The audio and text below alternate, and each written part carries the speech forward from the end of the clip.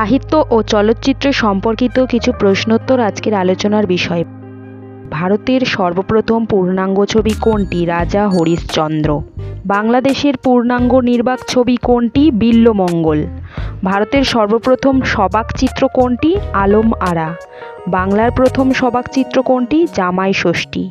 দেবদাস ছবির পরিচালক কে ছিলেন? প্রমথেশ বড়ুয়া। আগন্তুক ছবিটির পরিচালক কে ছিলেন? সত্যজিৎ রায়। ঋত্বিক ঘটকের প্রথম ছবি কোনটি? নাগরিক। পথের পাঁচালী উপন্যাসটির রচয়িতা কে? বিভূতিভূষণ বন্দ্যোপাধ্যায়। কাবুলিওয়ালা ছবিটির পরিচালক কে ছিলেন? তপন সিনহা। সবুজ দ্বীপের রাজা ছবির পরিচালক কে ছিলেন? তপন সিনহা। বাড়ি থেকে পালিয়ে ছবির কাহিনীকার কে ছিলেন? শিবরাম চক্রবর্তী।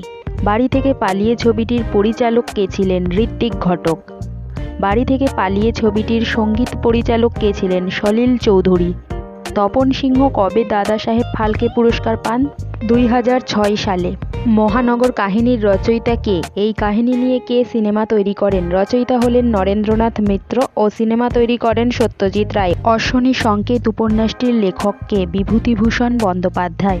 চারুলতা সিনেমাটির পরিচালক কে ছিলেন? সত্যজিৎ রায়। চারুলতা সিনেমাটি রবীন্দ্রনাথ ঠাকুরের কোন গল্প অবলম্বনে তৈরি? নষ্টনীড় ছোট গল্পের চলচ্চিত্রায়ন। ভারতের প্রথম আন্তর্জাতিক খ্যাতিসম্পন্ন চলচ্চিত্র পরিচালক কে ছিলেন? সত্যজিৎ রায়। সত্যজিৎ রায়ের পথের পাঁচালীর সঙ্গীত পরিচালক কে ছিলেন? পণ্ডিত রবি শঙ্কর।